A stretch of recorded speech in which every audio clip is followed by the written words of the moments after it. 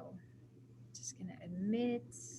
So good afternoon, everyone. We're delighted that you are joining us. So welcome to BC Links to Learning with Can Do. My name is Michelle Nevadomi. I am joining from Amiskwaci, Waskagan, Edmonton, Treaty 6 territory. So glad you're all here. Feel free to use that chat box. Let us know where you're joining from. We'd love to hear, not realizing not everyone, just because this is BC Links to Learning, realizing not everyone is from BC who's joining us this afternoon. At the end, there will be plenty of opportunity for any questions and comments. Feel free also to use that chat box throughout this presentation for any questions or comments, and I definitely will make note of them. There will be an evaluation link sent to you at the end of the workshop. Please fill that out. We'd love to hear your feedback. We'd love to hear how your experience was.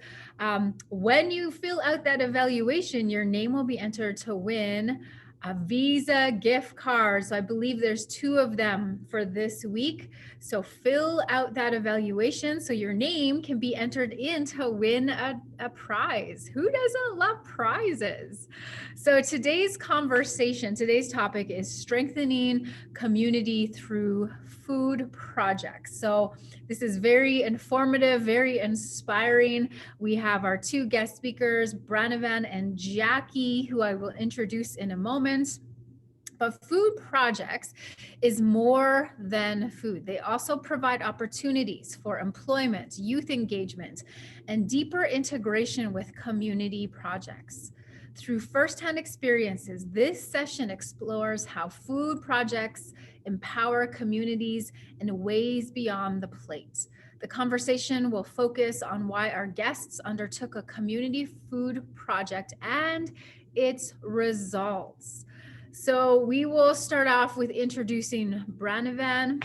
He is joining us from Ottawa, Ontario this afternoon. He is an alumnus of McGill and Acadia University with a business and nutrition background. He is presently finishing his MBA in Community Economic Development at Cape Breton University. His experience spans private and non-profit sectors, and he brings a unique perspective on using community-based approaches to promote health and economic development.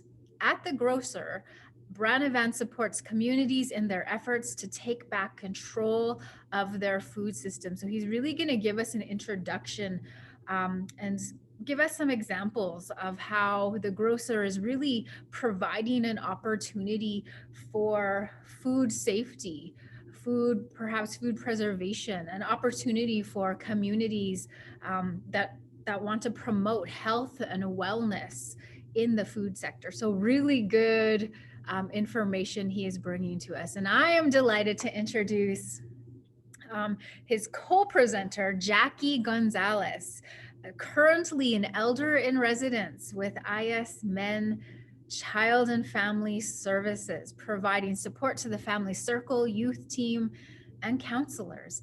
Over the last decade, some of the work has been dedicated to food sovereignty for the community, which began as a monthly food distribution that consisted of organic meats, fresh produce, and staples to assist families facing challenges. So this led to the creation of the Medicine Garden, which provides local indigenous plants used for making salves, soaps, balms, and teas. The garden also provides fresh seasonal berries, yes, and vegetables during the summer months. I feel like we have some good knowledge to learn this afternoon. So welcome our guests. I'll pass it over to you, Branavan. Thank you so much, Michelle, for the introduction, and thank you everyone for joining today. Before I start, I want to thank Can Do for this opportunity and scheduling and organizing this webinar. So what I'll do is I do have a couple of slides here with a few pictures that illustrate some of the work that we've done. And then I'll loop back in with Jackie and sort of share her input on her food project and how we recently started working together, and we've planned a project and look forward to sort of sharing those successes there as well. So again, my name is Branavan, and I've been working with Growcer for about 4 years now. Again, my passion is in nutrition and community economic development. So all day I get to spend most of my days talking to communities about food projects, how to plan for them, how to implement them, how to ensure that they're successful and self-sufficient in the years to come. So at the Growcer, our primary focus is to help empower communities to take control of their local food system by focusing on sustainably growing food year-round, using the right sort of technologies to grow year-round. So from the perspective of Growcer, we use a technology which is hydroponic, and it uses a modular farming solution. So it looks like a 40-foot sea can, but inside it grows produce year-round. So a bit of history on how we sort of came about to be. So as many of us know, there's a lot of issues with food insecurity in remote communities. So the technology was designed so we send this little box up, hook it up to power, hook it up to water, and then it's able to grow produce year round. So we started working with a lot of the communities in northern Quebec, Nunavut, Northwest Territories, northern Manitoba. So when we started working on those projects, we started to get a lot of communities that are road accessible, like right outside of Vancouver, right outside of Ottawa, reach out to us and say, hey, like we're curious about this project and we actually want to see if this would work for us. So then we started expanding all across the country, and like now we work with nations like Squamish as well. So again, we pride ourselves on the ability to help communities, and we are a social enterprise which focuses on facilitating those conversations on planning a food project and also helping with the implementation side of things. And like Michelle mentioned in their introduction, when it comes down to food projects, there's so many different pillars that we need to consider. There is definitely the social aspect of food. Is it affordable? Is it easily accessible? There is more of a education component to it as well. So we do focus on that with our community projects. And then as well as the sustainability piece, are we able to use the right resources in an effective manner to grow the most produce that is also culturally relevant to the folks? And then the biggest component of all is that actually to ensure that we're able to distribute the produce. So I'll jump into a few examples with the communities that I've worked on before. So there's some communities that are doing like good food box programs. Some communities are working with their local co-op. Some communities are distributing produce at their school. And then there are also many other communities that are using it as an economic development tool where they're selling to large businesses nearby, remote food service opportunities as well. So I'll jump into a few examples, but the sort of main conversation that we want to focus on is how do we effectively plan for this project? How can we support with the implementation process, and also the ongoing sort of operations and training and all the secondary effects of growing as well.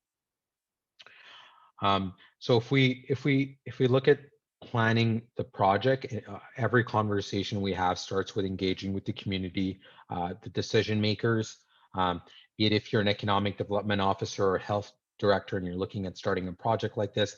How do we start the conversation? How do we create this project? And then how do we get approval from the council or different sort of partners that we're looking to work with? And then looking into different funding sources. Are there federal funding opportunities, provincial? And then focusing on the implementation side. So who's going to be the operator? How are we going to distribute the produce? And things like that. So all that is done through the support with the community and us. So the Growcer team will provide support on the planning, the implementation side, looking at funding opportunities, and then training the operators as well as the program manager on the overall project. So if we're looking at the initial planning steps, we'll look at doing maybe a feasibility support, a business plan, some documents that are to provide to the funders if you're looking at funding opportunity. And then once the project is in the implementation phase, the Growcer technicians will arrive on site for the communities, help with the installation process, as well as train the operator. And then from that moment on, there's an ongoing relationship where the Growcer technicians are there to provide any sort of support. For example, if you're looking at growing different varieties, what are the seeds you need? What sort of process you need to sort of have on the skill building side if you want to grow a cultural crop. So that's sort of the fundamentals of building a holistic project.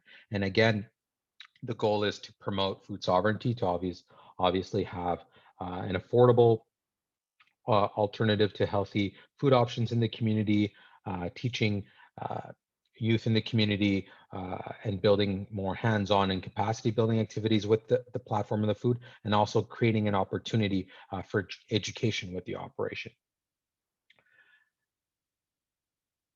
So again, now I'll dive into more of the community projects here and give everyone some insight into what other communities are doing. So just to give some context to how the project works. So as I mentioned initially, we did work with a lot of the remote community. So one of the communities we first worked with was in Kugluktuk. So they're a hamlet in Nunavut.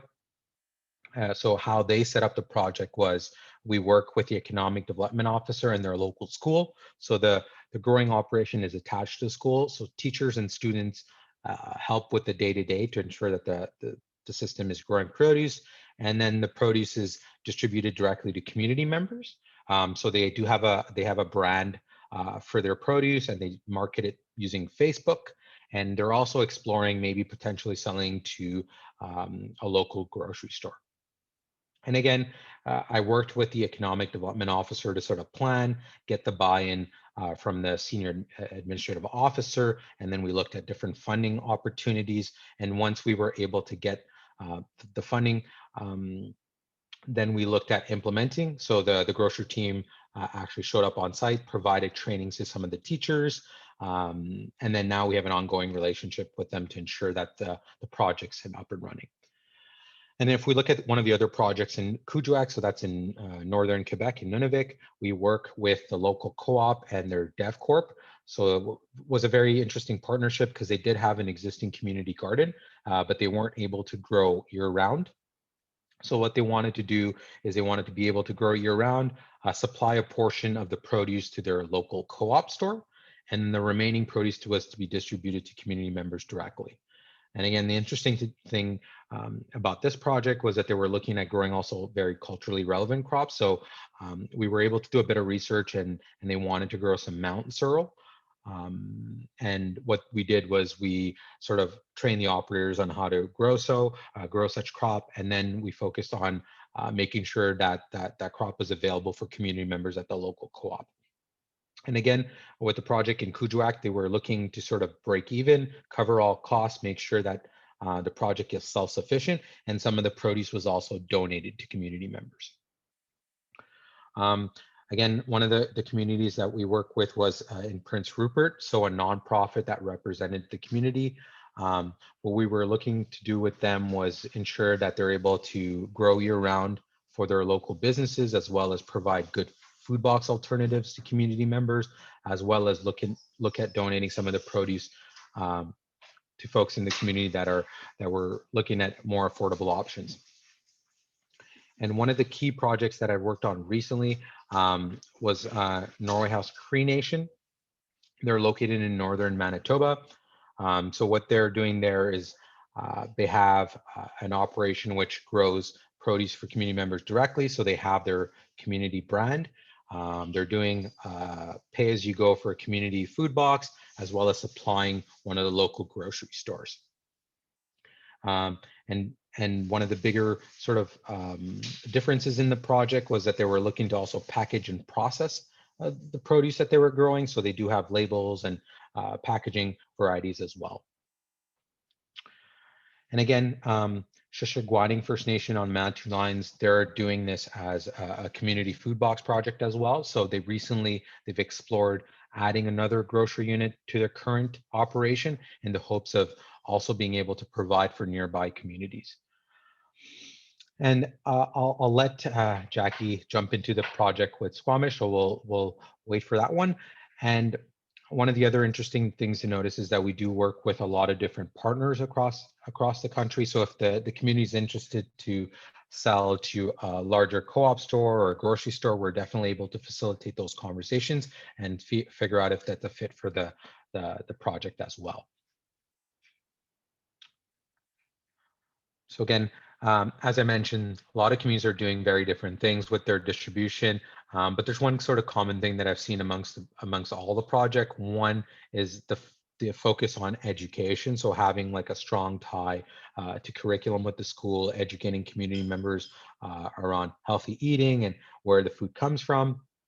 And the second thing is also that a lot of the operations are creating their own brand. So for example, in Norway House Creation, they call their produce line the Life Water Gardens. So once they package and they distribute that produce to community members or to the local grocery store, there's labels, there's sustainable packaging that they use. So all that to sort of differentiate what the current alternatives in the community and to ensure that community members are aware that the produce that they're buying not only supports the local community project, but is also has strong ties to the community.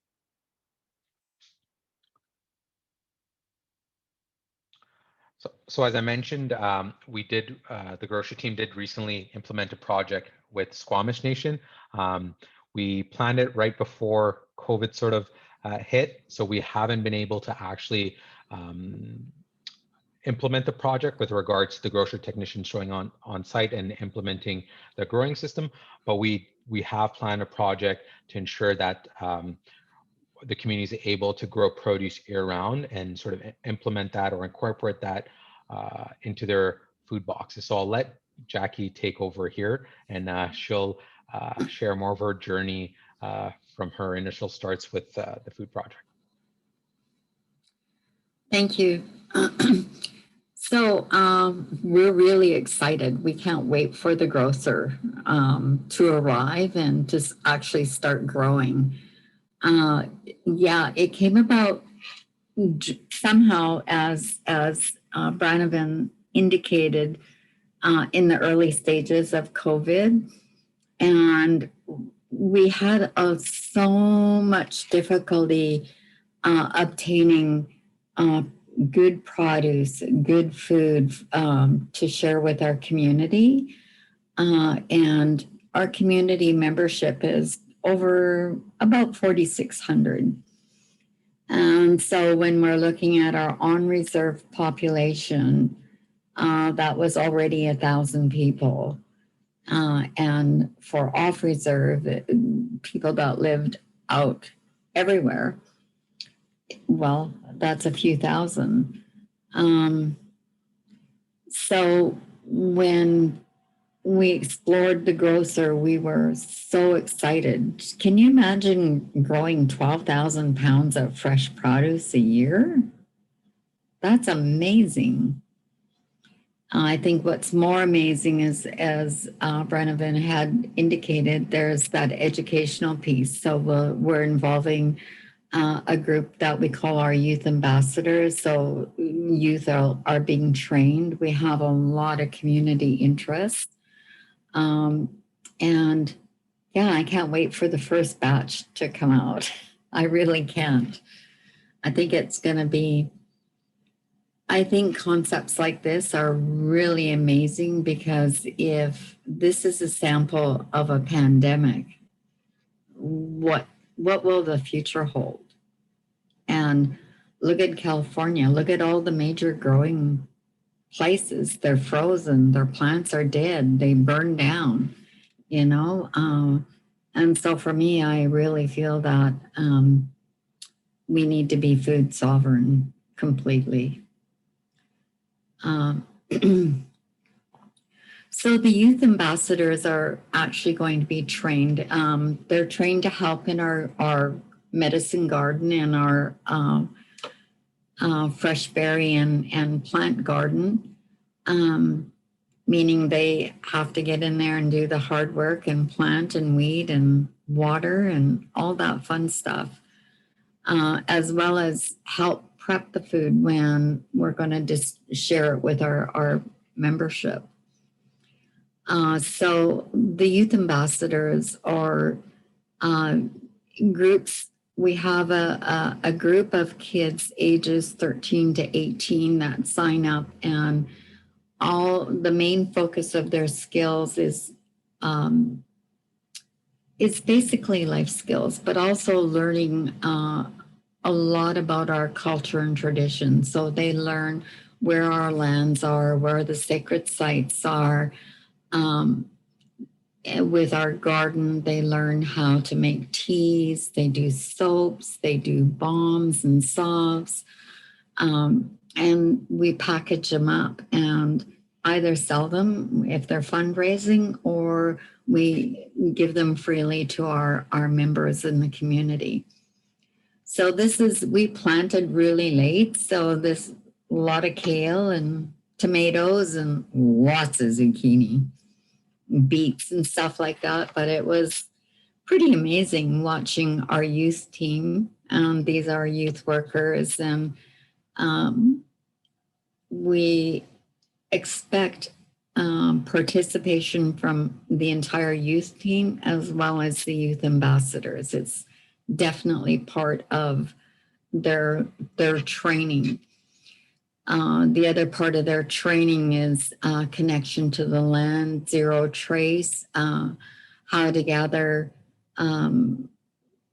plants and medicines from the land itself, but also just to really be excited about all the natural resources that are there. So they of course learn survival skills, how to do fire from start, zero trace camps, and shelter making, and you name it. So there's a little bit of ancient technology involved in that. But so this medicine garden was probably 2014. We had I suggested that we create a natural environment behind our workspace. Workspaces can look pretty shabby, gravel, pavement, whatever. And we're so blessed. We have a person that's working with us that grew up learning from his cooking or from his grandparents, and all about plants, indigenous plants and medicines. And so when we talked about the vision of developing a garden, we actually drew it all out and planted every tree that you see in the back, every plant, every single thing. And to make it as natural as possible, we used boulders, we used logs that were going to be thrown away or discarded. And so when you go in the back of our workplace, you encounter this medicine wheel that we made, and it represents the 4 seasons. And our kids that are living in the city really don't know what a salmonberry is, so they're able to go and pick salmonberries and trailing blackberries and wild strawberries when they come out, and just to calm themselves in that space. So that was one of our big projects that we did. And for many years, it was our IS Mutman team, social workers, and the youth team just taking care of the garden until this one year. I don't know what happened, but everything just boom. Everything just became overpowering and too much to handle. And so then we had to bring in someone to help maintain our walkways. So plants weren't coming out and wrapping around someone's legs. So that's one aspect. And all the food that we grow here, we distribute out to our community. And we invite them to come down. For about 15 years now, we've been doing what we call a food distribution. And we always promote organic. So Hopcots is 100% organic. And yeah, other people donate like carrots and onions. And so all of this is like part of the food distribution that we did during COVID. We averaged probably over 400 homes a week, to say the least. In the first 90 days, we distributed 12,000 bags of groceries. And it wasn't just anything, everything was themed. So if we had, say, for example, chili, then they got bannock, they got buns, they got the fresh produce to go with it if they wanted to do Indian tacos and yeah, all that. And surprisingly enough, there are elders in our community that will only come for anything that we distribute from Hopcots because they know it's 100% organic. So this feat in doing a food distribution, we did it once a month in the beginning for the last 15 years up until COVID hit. And then we went to delivering hot meals twice a week, cooked meals or frozen. And it takes a lot of planning to get to that level. You need your drivers, you need baggers, you need everything. But once a month, we would decide what kind of theme we were going to have. If it was summertime, what could they barbecue? Fresh corn, fresh stuff for salads. And we did 175 once a month. From that, we went up to 12,000 in 90 months, or in 90 days. So that was quite a big thing.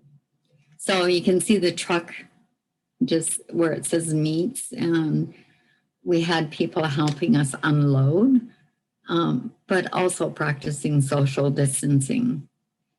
And in the background is our community kitchen. The community kitchen will be used probably twice a week for families to come together and prepare meals together and to take them home to feed their families. Also in that same space in the middle picture, we have created enough space to develop a pantry. And so based on a survey, we found out from the members, like what kind of foods do they actually need and want. And surprisingly, I would say more than half of the participants that show up every month are pensioners, elders. They would arrive at 11 o'clock.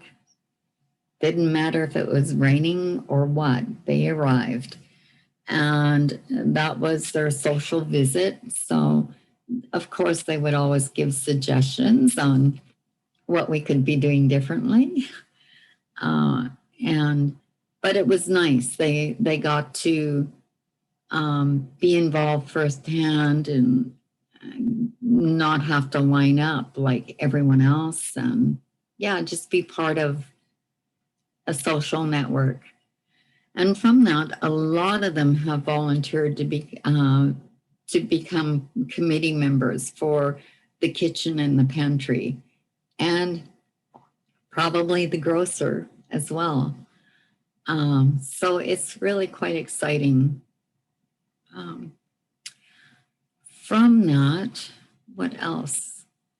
So the grocer Haley Jacobs, my coworker, has been working quite closely with the Growcer, and in consultation with one of our medicine people on what types of medicines we're going to grow. And I think eventually a portion of this is going to be used to either sell to our local grocers. Today, if you go and look in the grocery store, it's really hard to find iceberg lettuce that isn't really old, or you're getting grapes and stuff from heaven knows where. And so you know that, yeah. So I'm really looking forward to what's going to be produced in our Growcer program. And this is going to be all distributed. It's not going to, a good majority of the produce is going to be shared with our community. I think through all this, the biggest issue that came out from our community is that everyone wants food sovereignty. You know, the panic buying and not being able to get something, like when we were preparing the meals to distribute, our cook would have to shop 3 or 4 days in advance the week before to prepare. And even then we weren't able to get all of the items that we needed to provide 400 meals out to the community.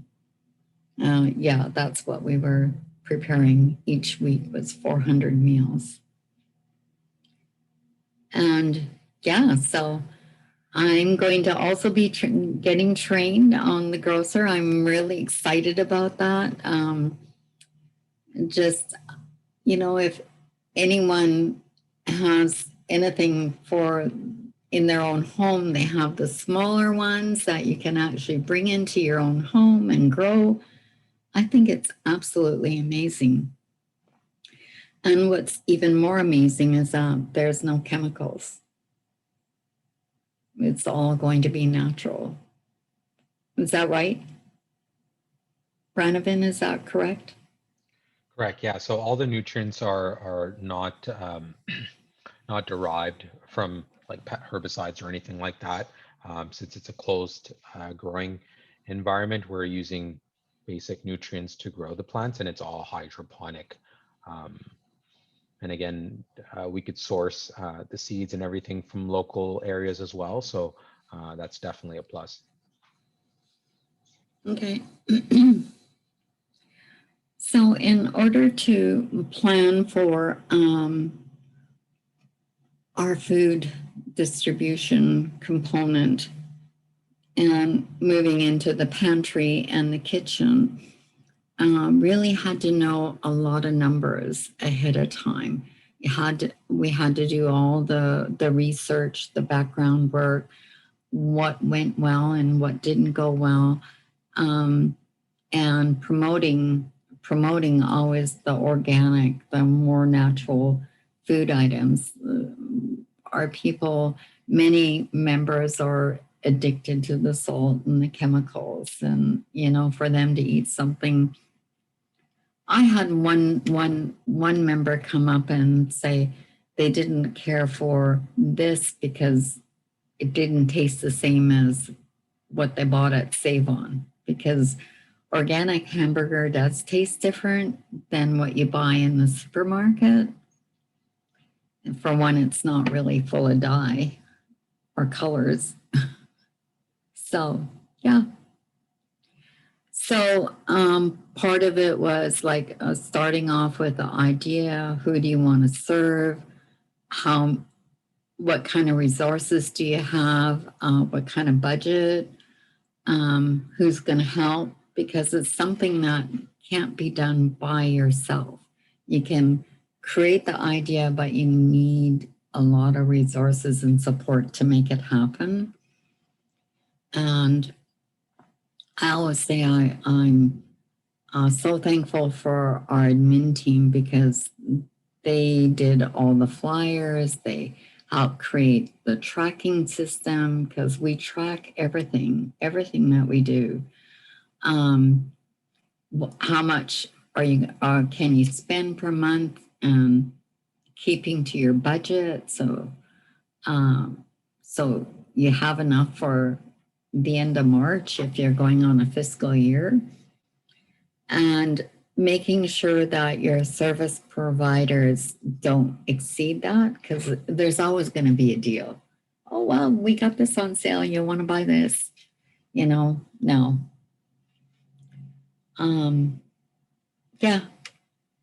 So those are the things, and all of it is going to be based around educational pieces. So the educational piece for the families, the educational piece for the kids, because a lot of kids would rather order a pizza than cook a meal. And unless they just like cooking and they start really young. Our food distribution, how it's going to be handled and dispersed, the crew to support that. Yeah. Did I miss anything? I don't think I did.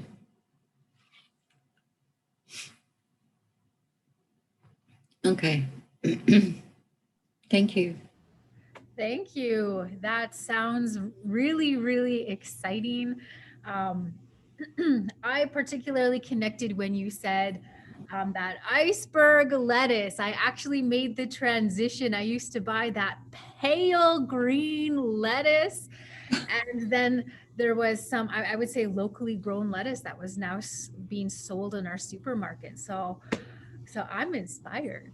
I'm excited for what's happening in your community, Jackie. Thank you so much. So you talked about how these food projects have impacted the youth. Now there's some youth engagement. Informally, there's the elders who are offering their advice and their wisdom.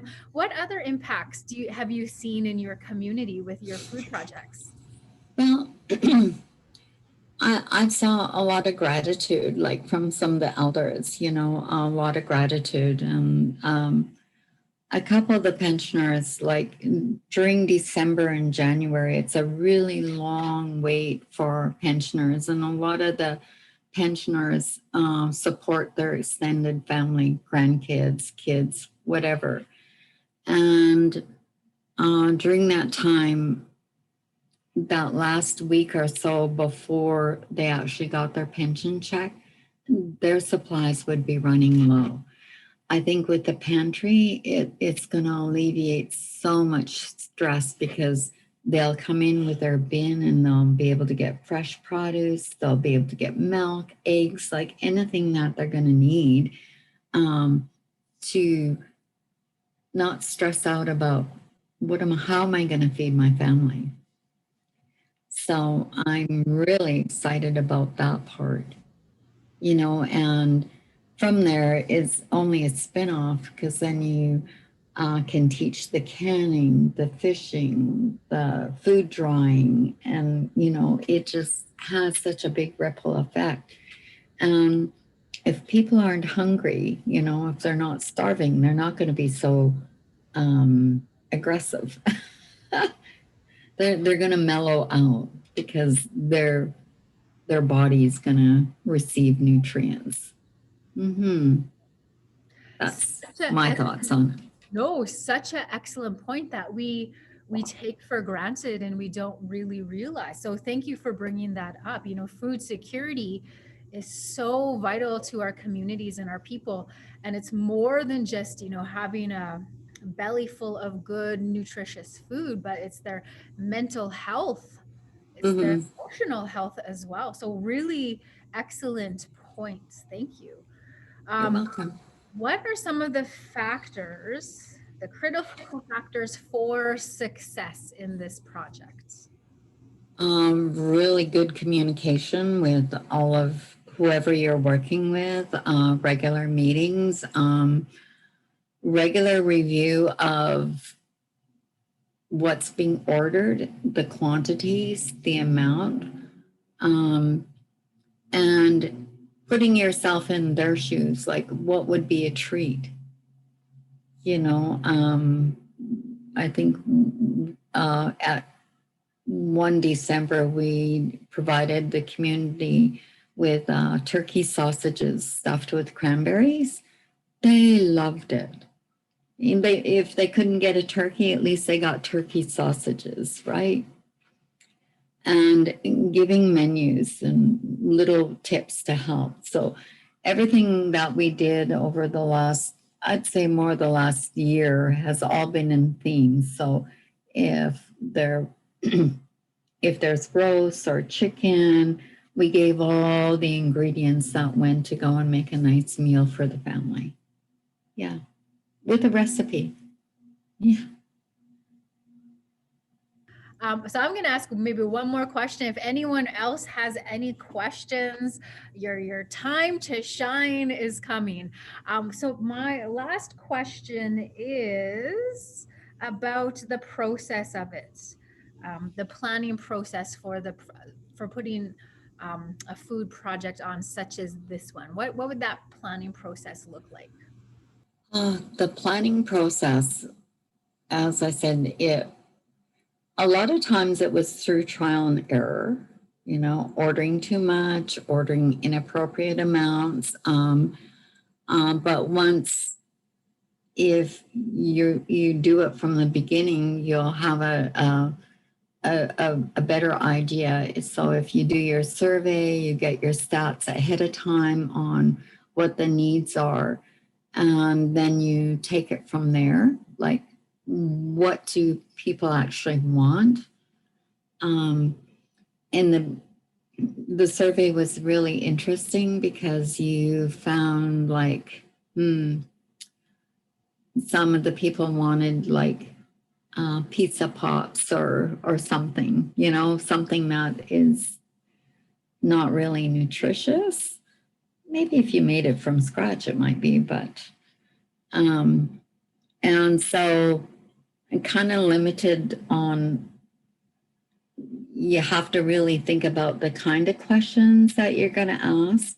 Like I asked members, how often do they eat out? Once a week, twice a week? And from that, like, was it fast food? Was it restaurants? And from that, I got a pretty good idea. Like, most people eat out 2 to 3 times a week, especially if they're working. It's easier just to go and pick up something and drop it off or eat it with your family. And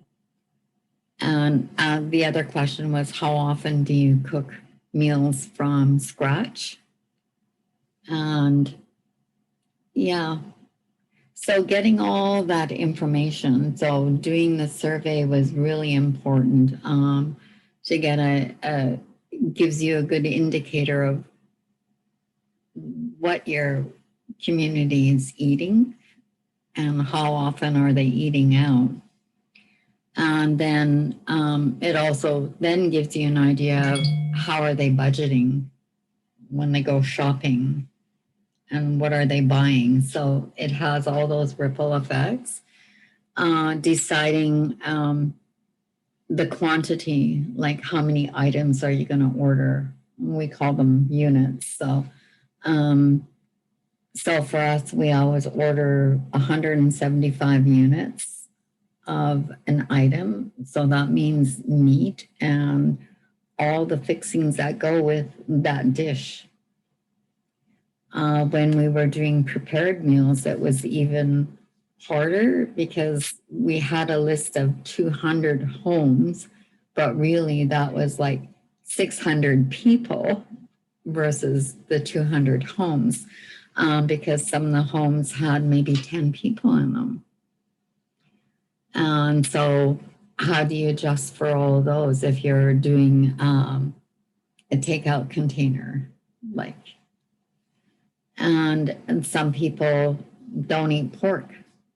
So if you're doing sausages, how many Buddhists do you have in your community, you know? So all those things you have to take into consideration when you're planning. as well as how much are you prepared to spend a month.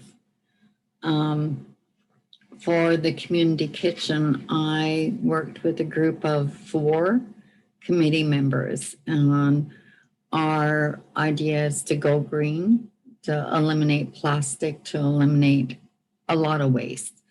And so what kind of cost was involved to make sure we met the health and safety standards of the province, for our pantry and the community kitchen, getting the upgrades, making sure you have enough money in your budget to do any upgrades if you need to. And it seems a bit stricter now, because of the virus, the pandemic, but I think it's all good stuff. Not everybody washes their hands when they come in the door. Well, now we're retraining people to wash their hands. Yeah. So those are the early beginning things of planning. When we first started, I went by families on income assistance and what they were getting and the size of their families and did a distribution that way. But I got reminded that we can't be discriminatory in a service, so we had to open it up to the community. So if someone comes up with their Rolls Royce or their Bentley or whatever to collect food, it's like, sure, come on in. We can't say, oh no, you're driving a Bentley or a Mercedes or a Tesla, so you don't qualify. Can't say that. So, and a lot of just really due diligence on what goes out. So there's zero waste, a couple times with the distribution, I saw that some food came back and to me, it broke my heart if 6 roasts went in the garbage. Like, that was heartbreaking because that's a lot of food going to waste, and so you have to be very diligent on what goes out and 0 comes back. Even if it is giving it to a random person on the street, at least you're giving it away. Mm-hmm. Yeah, I hope I answered your question. Yeah, thank you. You're really giving us some insight in the behind the scenes of your community and the food projects. Thank you so much. Branavan, You're I was welcome. wondering if you had any additions. Yeah, no, like Jackie mentioned, it's when I'm working with a lot of the communities when we're in the planning stages, one of the crucial thing is like growing the food is one thing, and then the distributing the food and using it is a whole other thing, right? So for in an example for Jackie's case with Squamish Nation, they have a couple of projects. They know how they're going to use their produce, where it's going to go. They have different ideas there. But then I've worked with other communities like this is the first time they're growing. So for them, they're focused on just starting to grow, which is fine. And then just giving out the produce, like distributing it for free or like donation, like whatever you can. If you could pay $1, it's good. If you just want to take it for free, that's good too, right? So that's always like the easier way to start. And then once they start getting comfortable with growing and there's more buy-in within the community, then you could look at doing a community food box. Then you could look at selling to a grocery store. So like, again, Jackie was like right on, like as she mentioned, like focusing on how much is actually needed and then making sure you're able to effectively distribute it is probably the most important part in any food project. Yeah, for sure. Are there any questions? Feel free to unmute yourself. Feel free to use that chat box. Any questions out there? I mean, I was particularly fascinated by you feeding 400 homes a week? That's phenomenal. Phenomenal. It was a lot of work because, you know, besides the hot meal, we also provide bagged lunches for families that had children or large numbers in their household. So they got lunch meat, which I don't really agree with, but lunch meat and bread and juice and apples, you know, just fresh stuff. And the after effect that I noticed is that so many people were much more calmer. Yeah.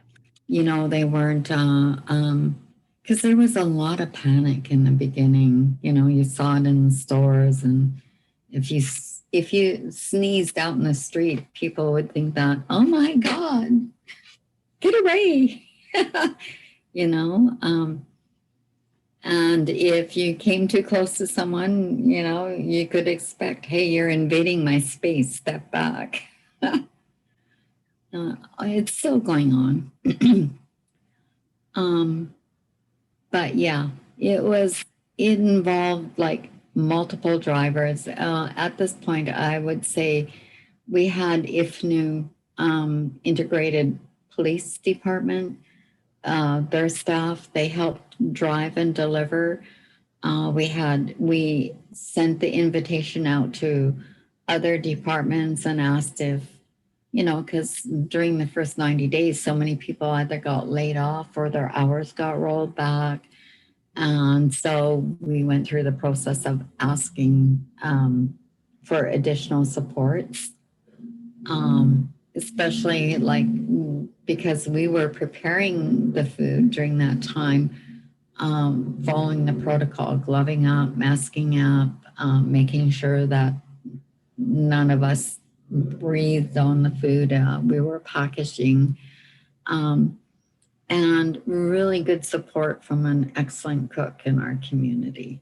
So he had it down pat on the amount of food and what he did. He saw us working so hard. Every Thursday, he would cook us a fantastic brunch.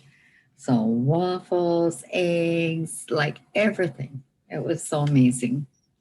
It was a good time. Stressful time, but it was good as well. Yeah. Community working well together. I love hearing that. Thanks. Doesn't seem like there's any questions. I'll ask one more time. Any questions, or even any comments? Also note that there is their website on there, so feel free to check out that. Really, I really believe this is a really excellent resource. Shannon, do you have a question? Raised my hand. I'll lower it. But yeah, I was just wondering about um, the funding aspect and how you started out, and if there is any known funding sources out there to support this, and how Squamish got their initial start. I know you guys already have a community garden and whatnot, so raising resources would be a How many of you are familiar with the National Childhood Benefit Program? Like you get funding through your agency still? Under that program is a nutrition component, and that's what we use to begin our distribution. As well as if you look online, there's like tons of resources available, especially for the smaller communities to apply for funding. I think one organization just applied for like 400 or 500,000 through one of the charities, or West Van, I think it was. And again, it was all focused on food sovereignty. So there is a lot of resources. If you approach First Nations Health Authority, they will also give you a list of resources to do this, as well as maybe a grant. So, especially in this area, because it's health, nutrition, it's wellness. Yeah. So, Yeah, there's also like a couple of options with Agriculture Canada. They have one recent funding that's the Local Food Infrastructure Fund. And then from my experience working with communities, there's two options, either going to like Indigenous Services Canada, or there's also more local funders like DevCorps and regional funders where you can match funds. So a lot of the projects I've worked with will ask a federal funder for X amount of dollars, and they'll leverage that with a local funder. So yeah, if you want to send me an email, I could maybe based off your region, I could put together a short list for you as well. Okay, awesome. Thank you. that'd be great. Thank you. Yeah, that's an excellent question. Funding and the dollars, accessing those dollars, and really good question. Thanks, Shannon. Any other questions out there? All right. We do have this presentation, but with I believe a different speaker on Thursday. So if this is something that is of interest, you want to hear a little bit more, feel free to come back. We also keep these recordings on Candu's website as well. So that's a good resource that you could go back to as well. So thank you all for joining us. Thank you so much, Jackie and Branavan. So much Thank good you. information that you shared this afternoon. Don't forget to fill out those the evaluation link that will be sent to you. So your name can be entered into that draw for, I believe it's a $400 Visa gift card. And we got two of them this week. So it's a really good prize to be won. So thank you, for everyone. sure. Hope you are well. I hope that you are safe. I hope that you are healthy. I hope that you are walking in a way that honors your spirit, that honors Creator, that honors the circle and all of our relations, the animals, the lands, the water, the plants, our relatives. Walk in a good way. So thank you for Thank joining you. us. We'll see you next time.